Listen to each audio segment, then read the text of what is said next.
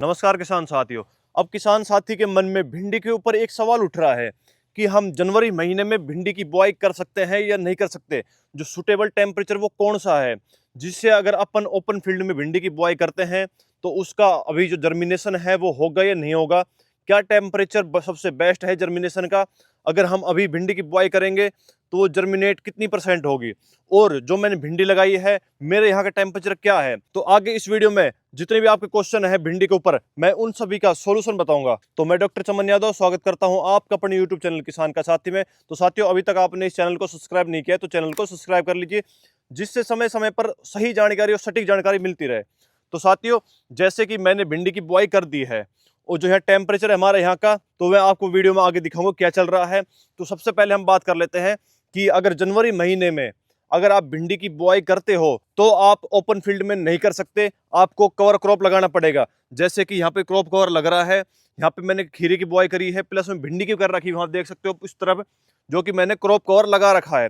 अगर मैं open field में भिंडी की बुआई करता हूँ तो जो जर्मिनेशन है वो शायद 10% हो, 15% हो और ना भी हो, क्योंकि जो रात का टेम्परेचर है बहुत डाउन है, दिन का ज़्यादा है। अब आप सोच रहे हो कि हम भिंडी की बुआई कब करें और जो क्या टेम्परेचर होना चाहिए। तो साथियों, मैं आपको बता देता हूं जो हमारा यहाँ का रात का टेम्परेचर है, जब मैंने भिंडी की बुआई की थी लगभग 7-8 दिन पहले की थी, तो लगभग 4 से 5 डिग्री था रात का टेम्परेचर और दिन का था 18, 19, 20 के आसपास।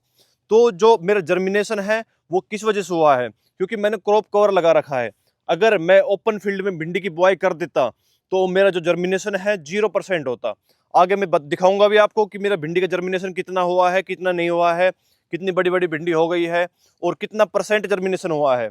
और मैं आपको बता देता हूं कि अगर आप जनवरी महीने में ओपन फील्ड में बुआई करते हो तो जर्मिनेशन में दिक्कत आ सकती है। आप बीज को जर्मिनेट करके लगाओगे तब भी जो बीज है, जो अंकुरण है वो मर जाएगा, बाहर मिट्टी से बाहर निकलने से पहले ही मर जाएगा।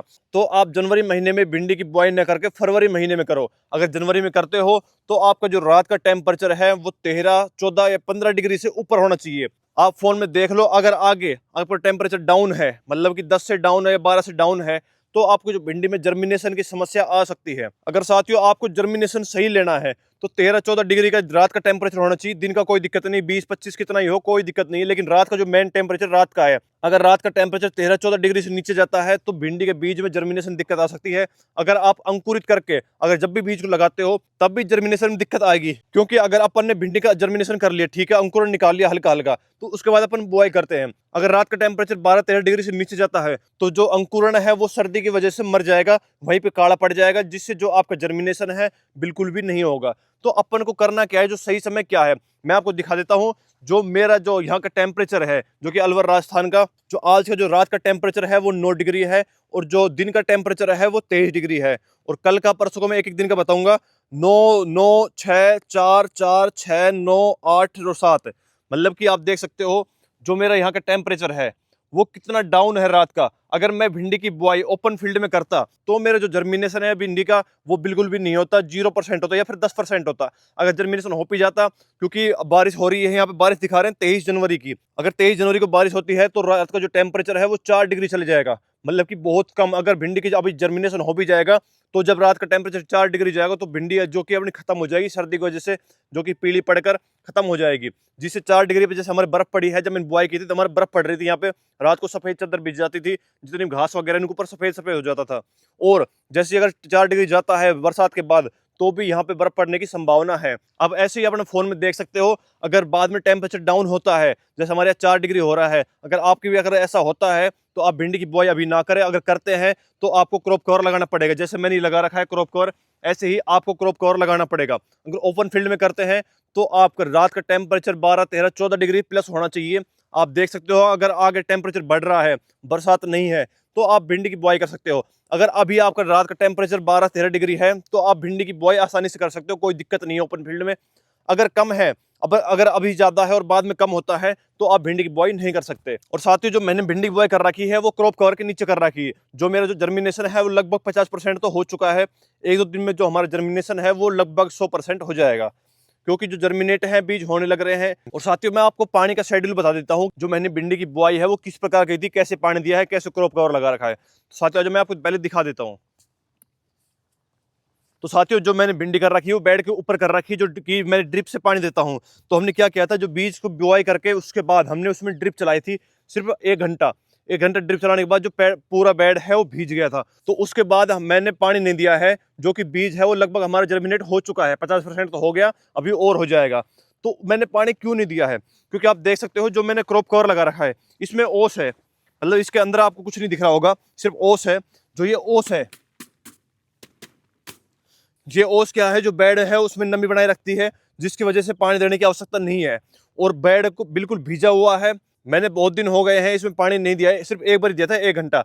और आप देख भी सकते हो, मैं आपको दिख नहीं रहा होगा खैर इस पन्नी में, लेकिन जो भीतर बेड है वो बिल्कुल भीजा हुआ है, बिल्कुल गीला बेड है। अब इसमें एक भिंडी में एक समस्या जरूर देखने को मिलेगी, वो मिलेगी डंपिंग ऑफ की, मतलब कि जो पौधा है वो नमी की वजह से, मतलब कि ज्यादा नमी की वजह से, पानी दे भी नहीं रहा हूँ तब भी नमी है, नमी की वजह से डंपिंग ऑफ की समस्या आएगी, जिससे जो पौधा है वो सूखने लग जाएगा। तो उसके लिए हम आगे प्रॉपर तरीके से सोल्यूशन करेंगे, जिसकी वजह से जो हमारा पौधा है वो खत्म ना हो। और साथियों जो कि मैंने नीचे बेड बना रखा है 2.5 फुट का, मैं आपको दिखाई देता हूं।